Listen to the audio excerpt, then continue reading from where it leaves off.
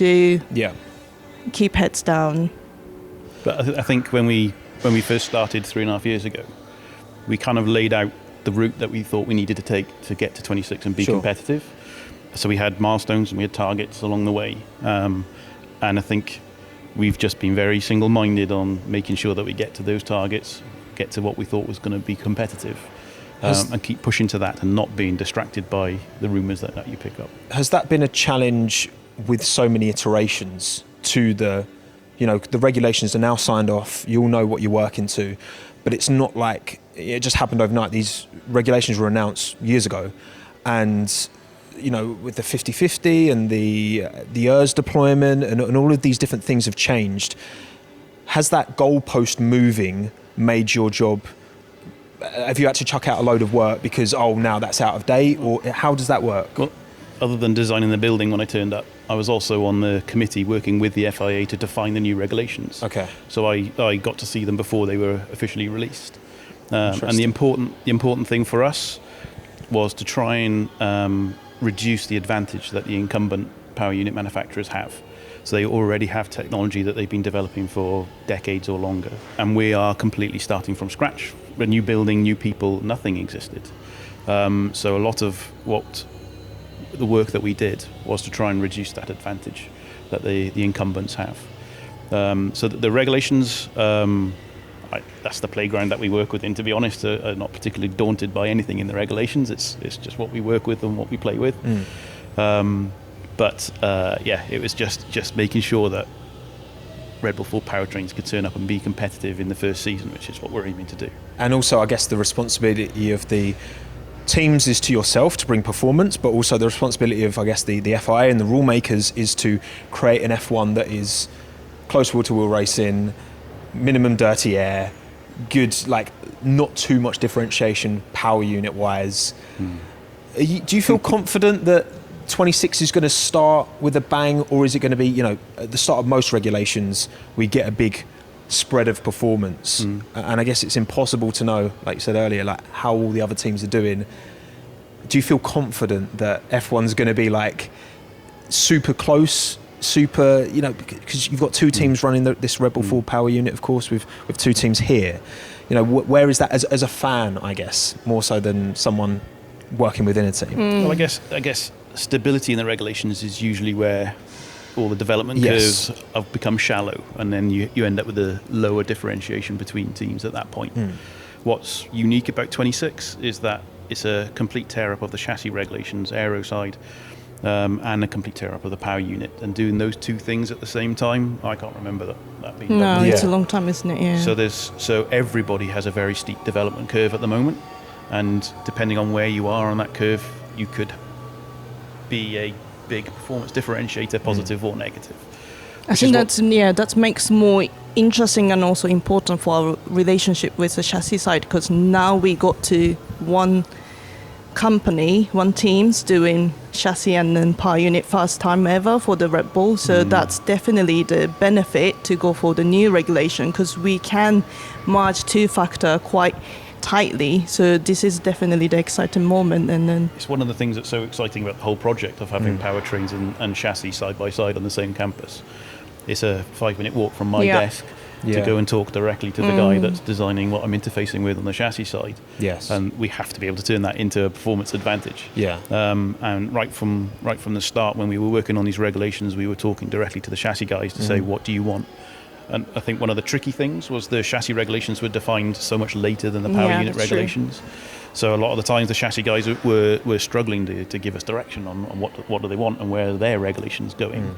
But the fact that we were in such close and regular conversations about what we might want and what we can do on the power unit side to give the chassis side more options depending on which way the regulations go, I think that's a big. That was the exciting part of the project, being one entity all close together. But also should be a big advantage when we get to 26 and beyond. And obviously the PU is going to be so imperative to this. Again, it's probably going to be the key performance differentiator at the start at least.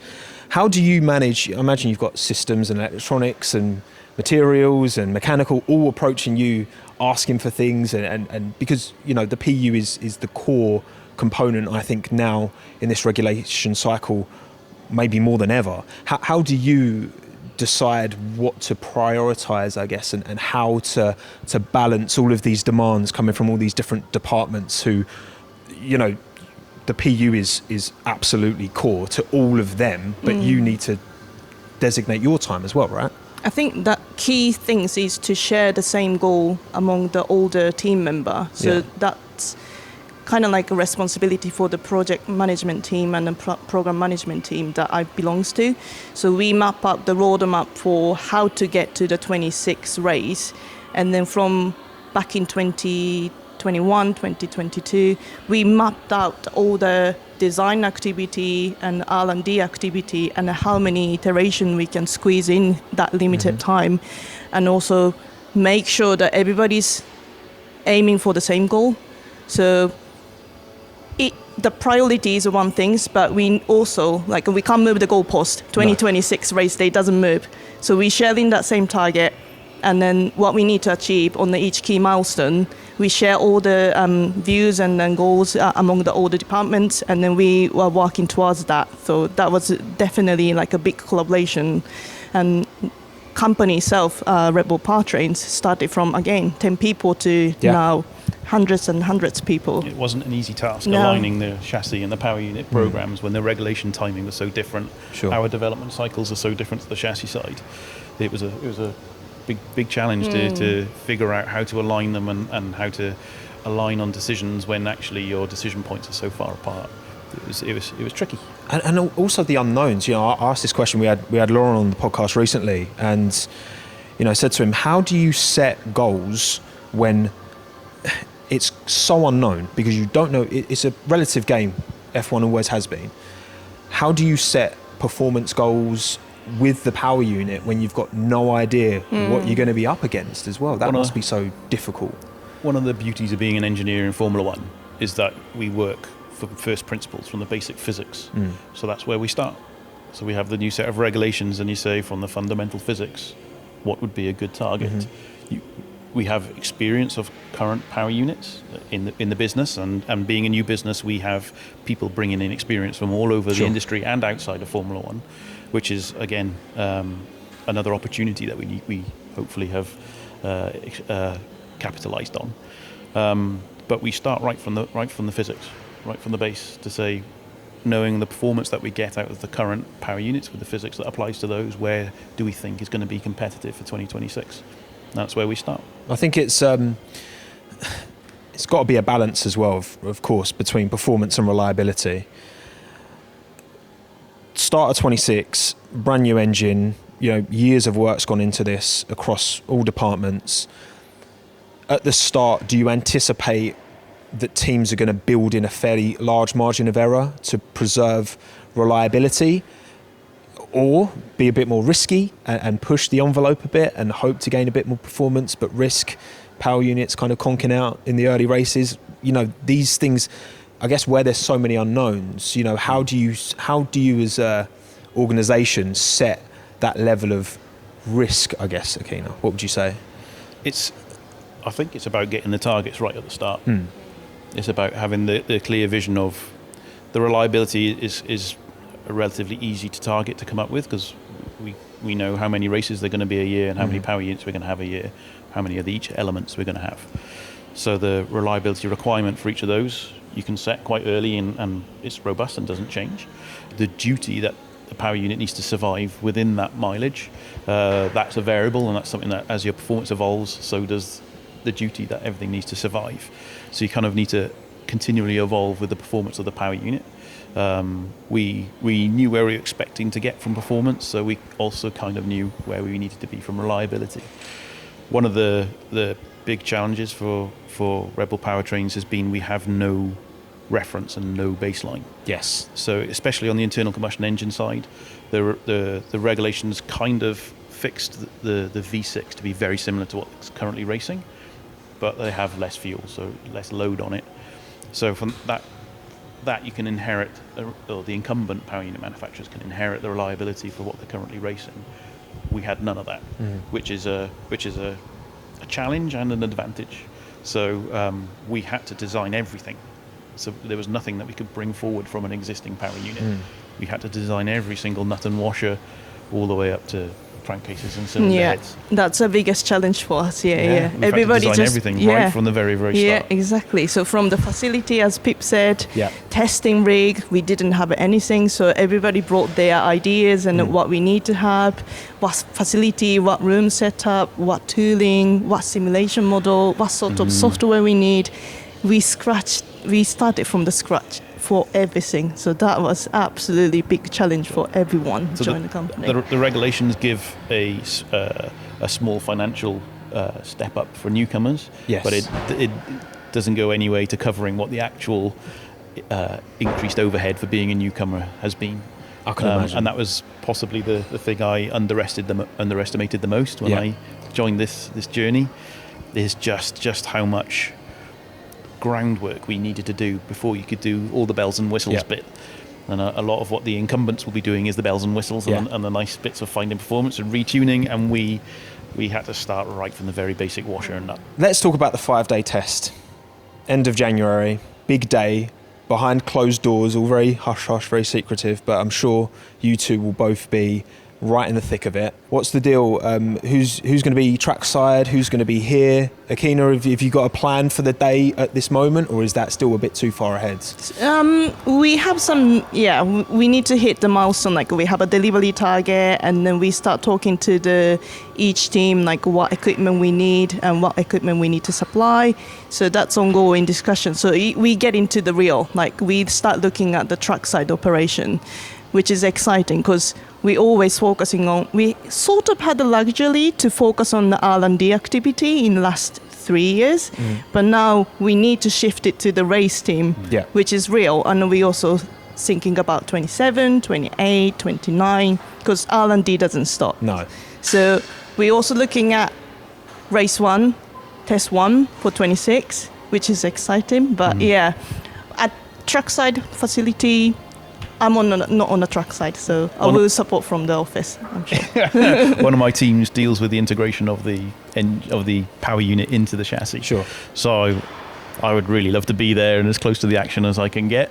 And like you said earlier, this is our baby. This is something that we've been working on incredibly hard, with an awful lot of people pushing really, really hard for what will be 4 and a bit years by the time we get to the track test, and I'd love to be there at the point at which it leaves the garage for the first time. If not, I'll be at home watching it, or in the office, trying to find the spy shots. Office watching the data come through and making sure everything's where we expected it to be. Well, I guess you've got to strike that balance between looking at your own data and your own insights and understanding this engine that, again, you've worked on within the facility but not actually had in the race car until then on a live track, but also, I guess, looking at what everyone else's power units are doing. Like, I'm sure that's going to be a degree of it, right? And we always see this with people with their cameras walking around looking at other cars. Like, what you can learn even from like the sounds of these engines and just the way it's packaged. I imagine that's also going to be an important part because, like we said earlier, it's a completely relative game. So you need to understand what everyone else is doing as well, right? Yeah. So for the 26 power unit, we've lost the electric motor that's in the turbo, and that did. Other than harvesting energy, it also dealt with turbo lag and managing turbo speed. So we don't have that facility anymore. It's taken out of the regulations. So the energy management and the strategies to control turbo speed and harvesting energy, where you do that and how you do that, is going to be a massive part of being competitive and strategies for 2026. So we will definitely be watching to see whether, I guess the biggest risk with the new set of regulations is that you've missed something. Sure. There's something in there that you've just not appreciated the but potential in it. Everyone else is going to feel the same. Oh yeah. It's unknown unknowns at this point. Nobody knows they've got an unknown. It's all unknown unknowns. I imagine, because Rebel Powertrains is a very new engine division. Have you got a gist, an idea of what your fellow engine workers across all the other teams are going through? Like, you're going to keep your cars close to your chest, of course, right? But you must be strategically trying to work things out of people you've worked with in this paddock, particularly you, Pip, obviously been in the sport for so long now as well, right? Yeah, I think we don't know how everybody else has got we just like the rumours, like we were saying Yeah, earlier. just We a have rumour rumours, rebel, but isn't we it? don't know. But We we need have, to know. but So we have we people keep here. asking the questions. Well, we would like to know what Yeah, the other I'd love to competitors know. doing. Yeah, it'd be Yeah. great a to couple of know. months away Yeah, from the time exactly. we're recording. It'll become real very, very soon. But I've got all this grey hair by having done new engine introductions quite a few times in Formula One, and it's the challenges when you're introducing a new power unit are similar. The complexity of the 2026 power unit is similar to the 2014 power unit. Yes. So all the worries and the concerns and the grey hairs that I got at that point, I'm be worth gaining it. more of them now. Oh yeah, it's It'll definitely be worth worth it. What a silly way to make a living, being in Formula One, right? Absolutely, absolutely. Can we, Akana, can you explain a little bit more about the 50-50 split? It's been talked about a lot. A lot of concerns early on when these regulations were announced. A lot of talk around, cars having to lose power at the end of straights because they run out of battery. Blah blah blah. There's been things implemented like the derating on the electronic component. Where are we looking right now? Are we confident that these engines are gonna, down the straights of Baku and Monza, that drivers are gonna be able to, keep it floored and these cars are gonna be quick? I think it's similar to how the chassis side optimize their design. So we have a simulation and we have a computational model. We have a department dedicated to the controls and the track side of performance. So they're spending quite a lot of time looking at the lap time optimization. We also run those testing simulation bases and also dyno bases. So all of those learning curves are brought into the track side of performance and the strategy. So when we get to the track side, our PU performance engineers and then hybrid system performance engineers feed back that information to the race engineers on the pit lane and the garage side. So we have a close communication and the collaboration between chassis side and the PU team. That's going to enhance our overall car performance on the track side. So we are spending lots of time looking into how can we optimize our strategy, how we can optimize the design based on that conversation. Yeah. Do you feel like the simulation tools you have, obviously you can never fully replicate 100% real life, but I guess as these tools have improved, just from a technological point of view, that you feel pretty confident that you're not walking into too many unknowns, I guess, from that point of view, in terms of, again, engine running out of steam down the straights and that kind of... On the power unit side, we have the luxury of being able to run our engines, physical engines, in a dyno and do lap replays. Mm-hmm. So we know really quite well how our engine is going to perform and operate and what's good and bad about it at the moment, and that drives our development and what we change. The chassis side, they have the wind tunnel. So again, we get really good feedback. We have very good simulator capabilities here at Red Bull. Again, one of the advantages of us being next door is that I've got to see the simulator, which normally you wouldn't do if you're just a power unit manufacturer. True. So we're getting driver feedback. But the 50-50 regulations and the lack of the MGUH means that there is a bit of a shortage of energy on the car, and that's driven the aero regulations to have the variable aero front and rear, which is all part of the energy management. What that will bring, though, is very big differences in strategies and in opportunity for the drivers. So if the driver decides to keep the MGU-K turned on, he has 350 kilowatts more than the person who has the K turned off. But he's going to have to pay the price when he gets to the next straight, and he hasn't got the energy. So it could result in really good racing with a lot of changing and a lot of speed differentials between cars. And it's down to the driver to deploy what we give them. So it's an additional challenge for the drivers, for the strategy teams to manage this extra. I mean, of course, we have battery deployment now, but not to the same extent, right? Also, briefly want to ask, obviously Ford involved heavily now with the engine project. Practically, have they been super hands-on, Ford as a partner? They've been a great partner, really great help. Right from the very start, they kind of said, if there's anything that we can help with, just ask. And they've never failed to pick up the phone. Any time we have something that we think, have you got any expertise in this, they will go and see whether within the Ford empire, whether there's anything that they can do.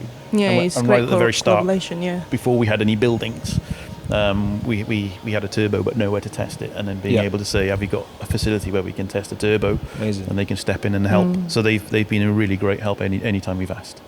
Great. It's been good. Love it. Really Love good it. partnership. Good to hear. Good to hear. It's not just, because I think Ford's legacy in this sport is actually huge when you look back, especially from a PU point of view. DHV has powered many a world champion. We've got some listener questions Okay. to wrap up. So, Alexia from Belgium asks, how do you see the future of Formula One? Good question, isn't it? It's a great question. The future? I think Short, medium, long term perhaps? Well, the 26 regulations have got the sustainable fuels. And Yes. that, I think, is a future direction for road cars, let alone Formula One. Yep. And I think having sustainable green fuels and the work that we've been doing with Exxon to develop our fuels for 2026, if that carries on, it opens up opportunities in the future. So I think the increased use of sustainable fuels, and then maybe moving back towards more in terms of the internal combustion engine power against the electrical could be a direction that they go in. We'll see. We'll see. Anything come to mind, Akana, outside of that? I mean, it's interesting question, definitely, because as a motorsports fan, I've been watching F1 from like early 90s with my dad. Yeah. He was a big fan, and Senna time and then Prost. Yeah.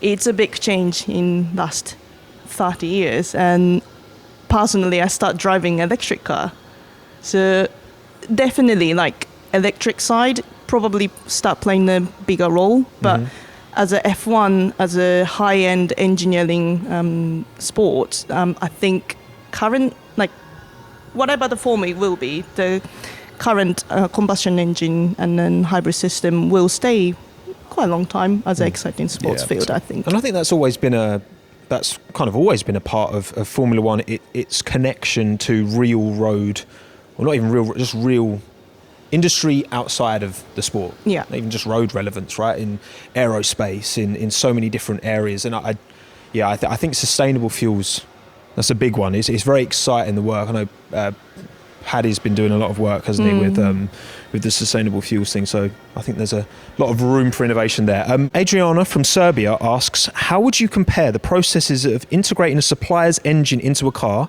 as with Honda previously and existingly, versus building your own engine? So the specific differences between that. It's the level of interaction. Yeah. So when you're a customer team, the engine is defined by the factory team, and then there's within the regulations there's a small number of parts of the power unit that you can have different between the two teams, so you can make that specific to your customer team. But the engine is really defined by the factory team.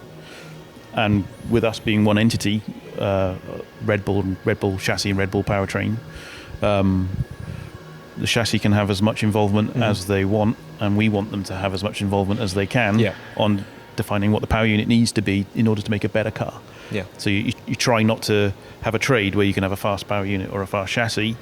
We'll work together and we'll have fast both, and that's the opportunity. That's the plan. That's what we have to be aiming for. This conversation can go on for so much longer. I have so many more questions, but we are going to wrap it here. Pip, Akana, thank you so much for your time. Thank you. Thanks for having us. Good luck for Jan. Thank It's you going to very be much. intense. It's going to be fun. Yeah. Can't wait. Can't wait. It's going to be brilliant.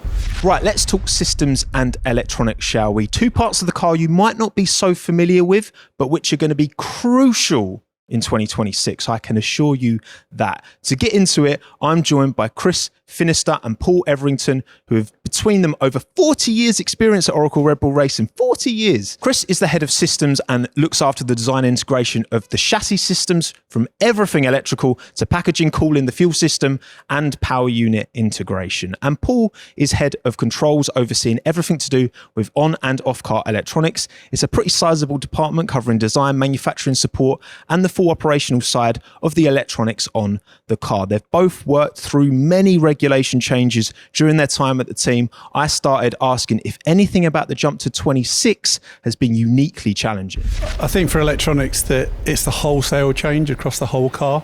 So whenever we've done an electronics change, you're normally stable in one of the other areas. But this year, or this time round, it's been changed all the way through. Okay. So starting from understanding what the PU was going to be, then working out what the electronics needed to be to support that, and then moving into the chassis regulations, it's just continual change. It's the biggest one I've ever seen. Chris, where you're working on, systems, Paul on electronics, are you often working together? At what frequency are your departments intertwined? And is that, which departments are you working with the most relative to your own?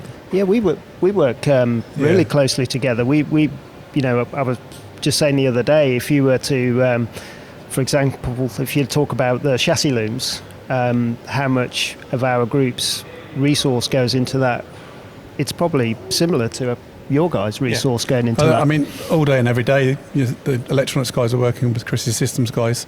And electronics is interfacing with all the other areas in vehicle design as well. Well, not just vehicle design, aerodynamics, vehicle performance as well.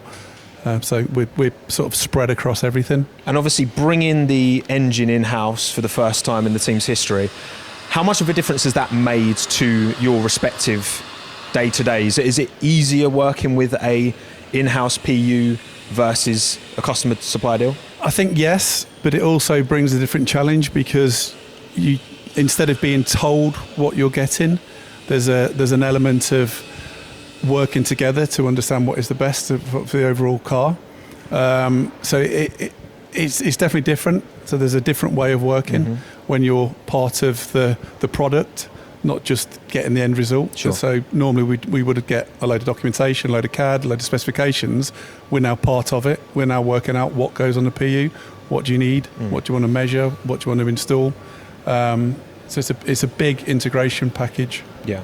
Certainly longer term, I think that's going to be a massive benefit for us as well, is being able to have that, that partnership on site as well, on campus.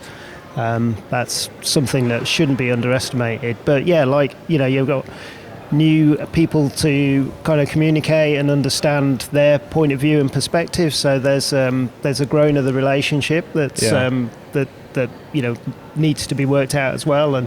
But yeah, certainly longer term and looking forward, that's, I think, going to be a big benefit for us. I mean, if you need to go and bug someone, you can walk 300 foot up the road and knock on their door and say, excuse me.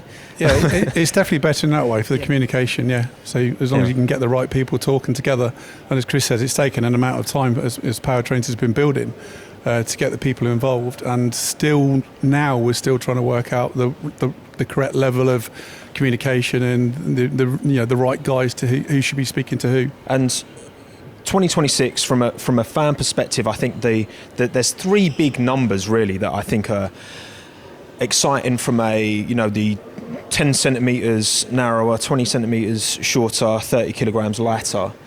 Do those parameters affect your departments in a significant way, would you say, Paul? They do. I mean, it affects Chris more than it affects me because we just have to package what we have to package, but Chris has to make it fit. And I think that's the big problem, is that this car has got, from an electronics perspective, it's got more boxes, it's got more wiring than any car has.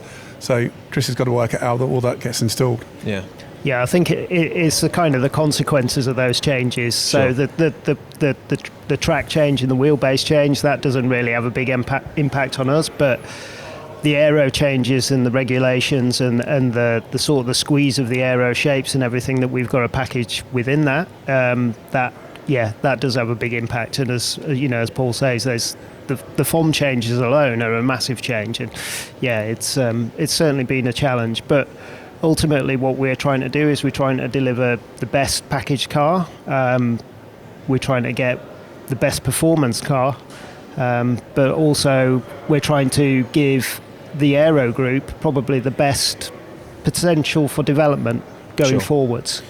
Yeah, I guess that's a big because you look at how much the kind of coefficient of downforce improved from the 22 cars, look into the 2025 cars, and now I guess you're having to set a template, a base, a foundation that can then be grown on and iterated over we've seen, look at the step, McLaren are a good example, the step they made within these current set of regulations from being right at the back to right at the front.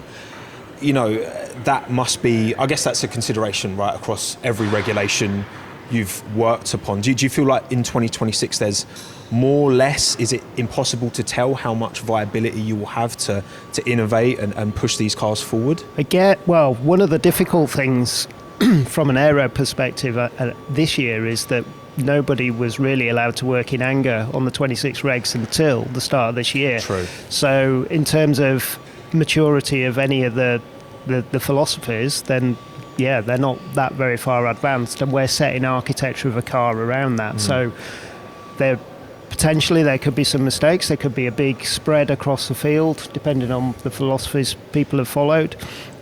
You know, if you were to look at our launch car, for example, you might not think that everything has been packaged maybe as well as it could have been, but we've tried to do it in a way that gives the aero group in particular the most flexibility going forward. You know, compared to when you both started in the sport, the cars were a lot smaller back then, but I imagine it's, correct me if I'm wrong, but you're trying to fit a lot more technology, a lot more stuff into, you know, these cars are smaller. They're still a lot bigger than they were, you know, back in the mid 2000s, but there's just so much more to factor in.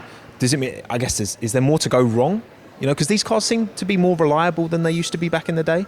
But is that a product of just innovation, CAD tools, all these systems getting better at making sure these cars don't break down? For sure, 20 years ago, the cars were a hell of a lot simpler. If you look at the RB1, and when we ran that a year or so ago, when you look at that, it's such a simple car. So, but the rate of development and the tools that we used were nowhere near as established as they are now. So because you were sort of allowed to fail a little bit because of the way you tested, so you didn't need to push your testing more into the factory. You could do it at the circuit. Whereas now there's a lot of development and a lot of work done prior to the car being built to prove that they're all going to work and succeed. So from an electronics perspective, we bench test everything before it even goes anywhere near a car, and we've already done that on next year's car now. So we're you try and prove everything to a higher detail than you would have done 20 years ago. Yeah, and I guess obviously 20 years ago as well, unlimited testing. You'd have test teams who were pulling crazy shifts, and you didn't have the cost cap either. So I imagine that makes a big difference. You had a lot less people, hell of a lot less people. True. One thing that's probably worth pointing out as well is that the size of the car doesn't necessarily indicate the available packaging space within it as well. So even in the current regs, the packaging of all of the systems that we need to fit on car are incredibly challenging, even though the cars seem visibly so much bigger. And obviously for you both, in terms of the opportunities to kind of take risks and push the envelope, where do they sit within systems and electronics? Is it more of just a simple packaging thing, trying to make things lighter? Are there other ways you can, respectively, Chris, you can innovate within systems? Yes, there are, and I don't know, the technologies certainly on this set of regs for systems-wise are not in themselves particularly challenging. The challenges are a packaging challenge and probably a weight challenge. Sure. The innovations really, for me, that comes from giving the people within our group the freedom to go ahead and innovate, have their own ideas, try things. Which I guess in the cost cap era, is that more difficult to justify, I guess, at times? Taking risks. You've still got to, haven't you, right? Yeah, you do.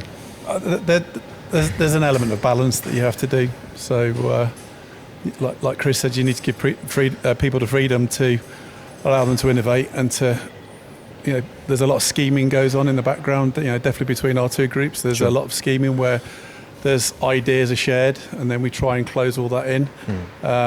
From an electronics perspective, there's a hell of a lot of standard product now, so you don't really see a lot of electronics innovation because of standard ECU, a lot of standard instrumentation. So our world is about how we can best package it and best install it. I've got some listener questions for you both. Listeners kindly submitted, so thank you for submitting the questions. Liana from Canada. Best car ever, go, go, go. From a Rebel perspective, it's got to be the 2023 car. So, that's an obvious one, isn't it? Unbelievable. Yeah, that's a good shout. but probably favourite one for me would be first win. So that would be RB5. Yeah, great car. Those cars back then, aesthetically, I think they were purely aesthetically. I think they were stunning back then. There were some really, really cool innovations in those in that set of regs. I think I've really fond memories of. Well, is it fond memories? ERS when ERS first came around. Yeah. It was a late night challenge. Yeah, quite often. And I guess that was that kind of innovation was a bit more no cost cap, less rigid restrictions on the rules, I imagine, as well, in terms of the freedom. Even if you had the money, you could also do more with it, right? And were less restricted into what you could put time into. Yeah, definitely. I think that, again, that sort of V8 era, there was quite a few innovations, double diffuser, and that went on for a couple of years, and that really was getting out of hand. It was. F-duct. Oh, the hand. On yeah. But they were amazing solutions. Yeah. But and really fun to be part of as well. Yeah. I'm waiting for the 26 spec F-duct. We all are. Who knows? Never know, maybe. Bas from the Netherlands asks, what is the one thing you wished you'd figured out earlier on in the 26 development cycle? I think how challenging the new ECU was going to be, and whether we could have done anything sooner. We're still learning. We're on the dynos now. It would have been great to do that earlier, but you can only do with what you're supplied at the time. So in hindsight, yeah. I think I would prefer that we'd really understood how difficult it was going to be a bit earlier on as well, and we'd have probably taken some time to get ahead. But the thing is, you don't know until you're in it, and getting ahead is difficult to put in the extra time when you don't know you're going to be behind. Hindsight's a beautiful thing. But then right? when you are behind, you wish you had. And full well everyone, all the other teams is feeling the exact same emotion. Absolutely, yeah. For sure. Because it's such an unknown coming into... That's going to be so rewarding as well. I'm thinking, 3 years, 5 years, been working on these regulations to finally see those cars. I reckon that'll feel a bit of pride, right, when they roll out. Yeah, it's nice to get the stages completed because you're on the right track. So, like I say, the test that we were doing a few weeks ago, when you do that, you've made hopefully a lot of the right calls. Sure. Yeah. And you can then very, very quickly move on to the next stage. Paul, Chris, thank you so much for your time. Really appreciate it. You're welcome. Thanks a lot. Thank you. We're excited to welcome AvaTrade as a presenting partner of the award-winning Talking Ball podcast. Now, AvaTrade is a globally regulated, multi-award-winning broker featuring over 1,250 tradable instruments from CFDs and futures to options. With trading platforms like MT4 and MT5, as well as their mobile app or web trader, AvaTrade is built to empower traders to trade with confidence anytime at every level. And finally, we're diving into design with Rich Pratt and Ed Aveling. Now, Rich is Deputy Head of Composite Design, which make up a huge percentage of the car. Chassis, bodywork, the wings, gearbox, casing, all of that comes through his department from a design point of view. And Ed is the Chief Designer of Mechanical, looking after suspension, transmission, hydraulic systems, cooling layout, electronics layout, and a chunk of the R&D project work as well. He's been here 25 years and has seen more regulation cycles than almost anybody else. I started by asking the guys what stood out as the biggest shift compared to the regulations they'd previously been working on since 2022. So, of course, 26, the cars look very different. We've all heard the top line numbers, 30 kilos less, the changes in the dimensions. But for your department specifically, I guess what's the biggest change compared to this current set of regulations we've had from 2022, this new set of regulations from 26? What's the biggest difference in your respective departments? Perhaps starting with the kind of composites. Material side of thing. Yeah, well, funny enough, I guess putting the materials to one side, just the fact there's a new power unit, a new power unit layout as well as actual new provider. So the rear part of the chassis is heavily involved in that, to integrate with the unit itself. So that's probably one of the biggest things. And then aerodynamically, the floor component is very different That's not something that necessarily needs 12 months of us developing or anything like that, but it's certainly, that's where we are right now, looking at some of these structures and thinking, okay, we need to sort of make sure it doesn't fall off, some of it first and foremost, and make sure it doesn't. Helpful. That's helpful, and some of it is a challenge, but and then on the back of that, of course, you just mentioned the weight there. That's always. Yeah. The last time we did a sort of new set of regs, us and quite a lot of other teams, we were quite overweight, Yes. So that's sort of very much still there in everyone's mind that whatever we do, we want to try and be as efficient as we can. Of course. Yeah, I think the biggest change for all of my groups were the new power unit, much bigger battery, much bigger MGU, putting the energy back into the rear wheels electrically. So it required buy-in from all PU manufacturers to change the stud pattern on the front of the engine to mate with the chassis, to make room for the bigger battery packs and the MGU unit. So it kind of started with the engine integration almost and the requirements of that. I'm just remembering back to 2022. Correct me if I'm wrong. I think it was Alfa Romeo Sauber were the only team who were really close to the weight limit at that time. Everyone was kind of overweight at the start. Are you expecting that to be the same? Because, I imagine you develop these parts, you're trying to bring as much innovation as possible, but then you're obviously safety parameters, you want to make sure you're not cutting off too much material, that you're shaving off grams here and there, but that takes time, right? So are you anticipating that most teams are going to be over that weight limit to begin with and then gradually iterate towards it, as that has been the case in this current regulation cycle? I think that's a fair point, yeah. I think, or certainly whether they are with respect to the weight limit, I don't know, but you're right. I guess there'll be a starting point and then it'll come down, just like it has done now. Once you have that confidence that what you've designed is where it is with respect to the limit, maybe you can, with each iteration that you do, you always take a few grams off, but you never have the nerve or the confidence to start off at that point. You're going to start here and then chip away at it and get there eventually.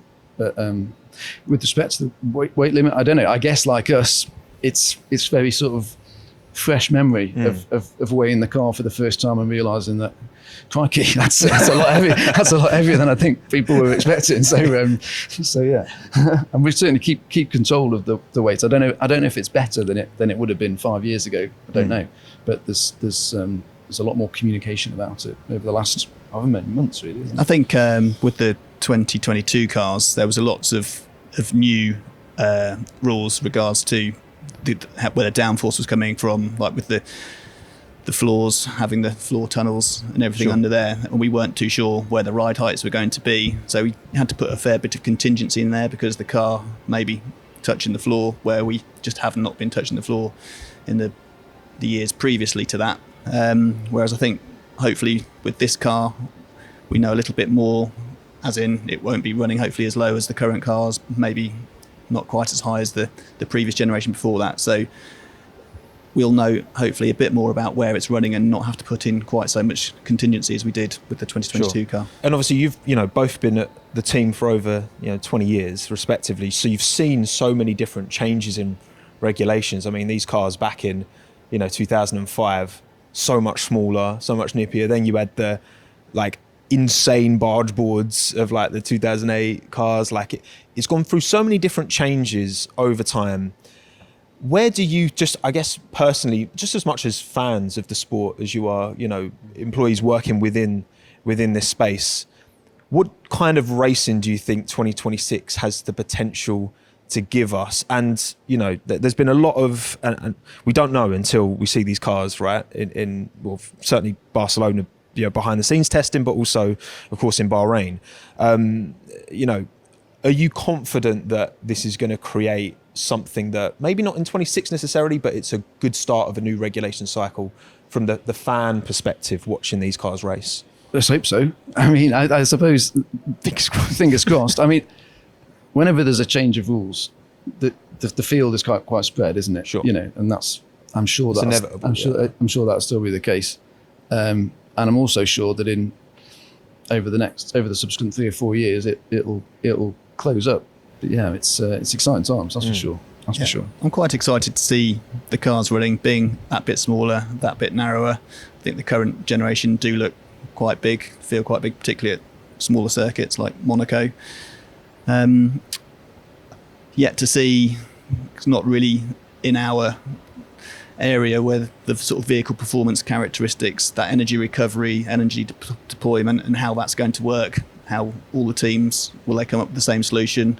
Will they be different solutions?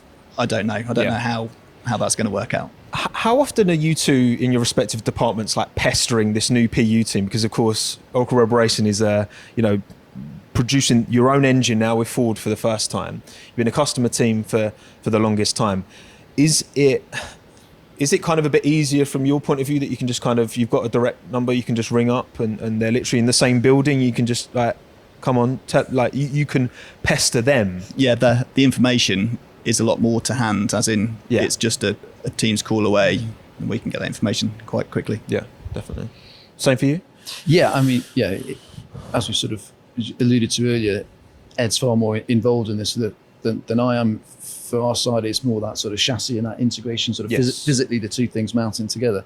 But again, that sort of regular teams meeting, or even sort of people coming over for face to face. It's a lot easier than if they were based somewhere else in the world. I mean, they're literally just down the road. So I'll be interested to ask from their point of view whether they like it, because having everyone so close, pestering them, and they can't kind of hide away and do their own thing. They are in the same time zone as us, which has been a massive improvement. That's true, actually. Yeah, I can imagine that's a big help. No more late nights, early mornings. So happy days.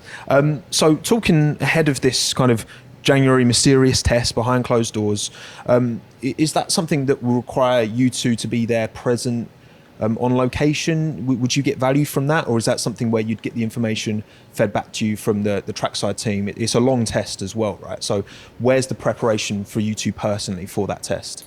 I think preparation for us will probably be in car build when the cars are going together. Just it's the first time, all the components will come together at the same time. It's a prototype car. There'll be things that will need resolving, fixing, build orders that maybe not have been thought about during the design process. So there'll be work done before the car even gets to the first test, and probably faults being fixed and new components being designed before it hits the track. Yeah.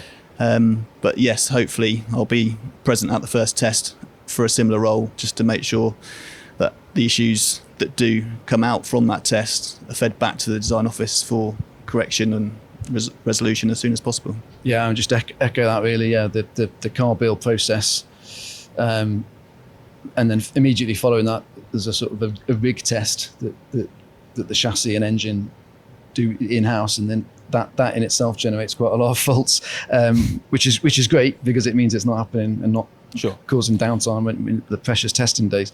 That will be the prep. Exactly that, yeah. No, because this is as much a sport as it is an engineering challenge, and that is obviously quite unique. A lot of STEM fields don't have that competitive thing built into it, right?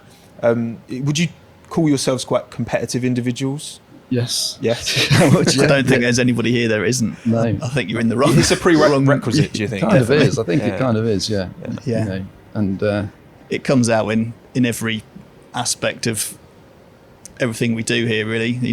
Even if it's people in the gym trying to beat each other, it's just going out running. Everyone's trying to beat each other. Gentle runs around the woods. They're not. Well, they start off gentle, and then someone goes, and then this is it. Yeah, it is. It's. I think, as Ed says, it's sort of. It's a recurring theme. I'd say most people in the office, or most people in this company, would say that they are.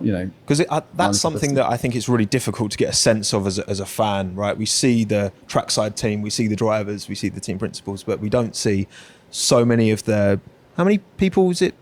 Oh, well, it's well over 1,000, right? Employed here. Putting the powertrains to one side, I think it's around 1,500. Yeah, I mean, it's easily a lot of individuals, all very competitive as well. Ed, can I ask about, as chief designer mechanical, what departments kind of sit under your watch, and what's the challenge of kind of choreographing all of those teams? It's mostly all the mechanical parts that sit within or behind the chassis or within the chassis and under the engine cover. You don't actually see a great deal of of what I look after from the outside. It's either hidden by the wheels or hidden by shrouds over the suspension, hidden by the chassis or the engine cover. But as soon as you take the engine cover off and you see all the cooling radiators and the looms and the pipes and the gearbox and drive shafts and everything else, it's all of that really. So yeah, it's just it's been about understanding how those components will change, the requirements that change due to suit the new regulations. So yeah, it's just trying to understand what you can do within the regulations and optimize for that. And Rich, on materials, I did motorsport engineering at college. Materials and composites was my favourite unit. I loved it. Carbon fibre, Mr. Carbon Fibre, I guess, right? These cars are so carbon fibre. What's the next evolution? Is carbon fibre still the done material for the foreseeable? Is there going to be any innovation you see 10, 20 years down the line? Yeah, I think it's here to stay. I mean, there's a lot of drive within the industry for more sustainable fibres. The downside is that right now they don't have the same properties. They're not quite up to the job yet. You could use them, but you're going to sort of have to put a lot more of it in. Therefore, it's going to be a lot heavier. Therefore, it's not considered. I would say in years to come, I think they'll come to the fore a lot more. How I don't know, but that will be the big drive. I think that's where, because let's face it, there's a lot of waste that comes with using composite materials. It's not just what you see, but in terms of just making the parts. If you looked at the bins outside, it's just full of sort of consumable materials every time a part is cured. Everything just gets thrown away. Not the mold, but all the bagging and all that just gets straight into landfill. So it would be great, wouldn't it be great if in 20 years' time, a lot of these cars were made from recycled products or parts that don't have such an impact like that. And I guess where the tolerances are so fine, you can't afford to reuse a component that's been in a crash necessarily, because you stick the MRI on it and you see a hairline fracture and then that's in the bin, right? Absolutely, yeah. I mean, the survival cell is, as the name implies, that can see some big crashes, and that's okay to go again once it's been checked. Obviously, and we do a fair share of repairs in areas where it's all superficial damage is the wrong way of saying it, but it's a repairable part. So that we don't sort of hose through too many of those, thankfully. It's a big part.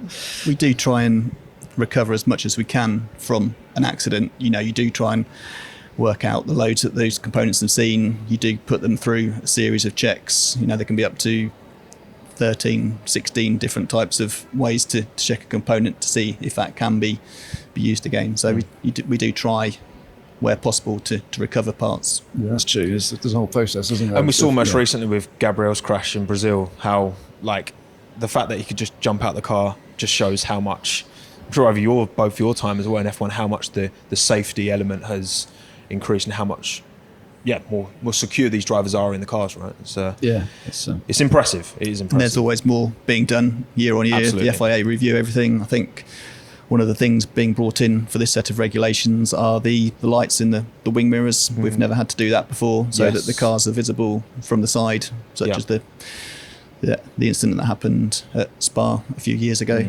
So they're always reacting to incidents and trying to improve safety. No, it's great. I was thinking about that crash actually just this morning, because that was one of those horrible moments where he has a sort of side initial contact with the barrier and then a secondary contact, and the worry there is that the front impact structure just gets snapped off and then someone goes head on. That didn't happen. That was great. Not only from it didn't come off, and he went side in, I think, didn't he, after that? Yes. But that another sort of tweak to the regs for the front impact structure for 26 is that it, as well as just withstanding the side push that it does at the moment, there's an additional push off where the forward portion of the nose box needs to fail, and you need to have a section of it remaining, and then that section has its own